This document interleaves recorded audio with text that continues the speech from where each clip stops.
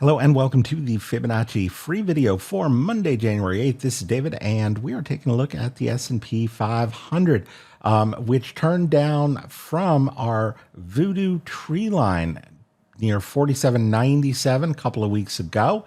And we've been talking about these Voodoo line levels that incorporate Fibonacci and Elliott wave, and using them to anticipate price movements, right? And that it would take a roadmap which broke decisively this 4684 skyline in order to think that we were in a larger decline. Not only did that skyline hold up the index here on Friday, but coming from that hold, we've got a move to the upside that broke symmetry much larger than any of the prior bounces since this multi-year high that we made a couple of weeks ago.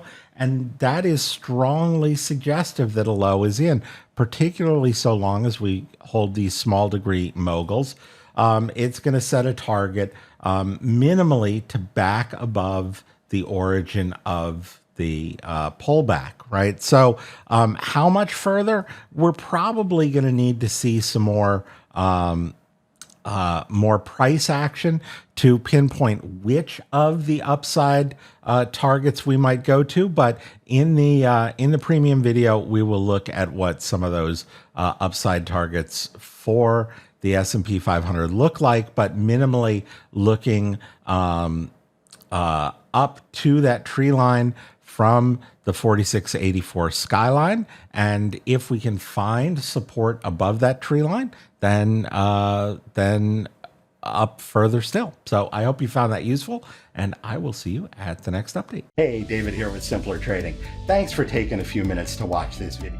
I hope you found it useful. And if you did, please help us out. Click the like button. You can also add your comments below. We love to read those and respond to them.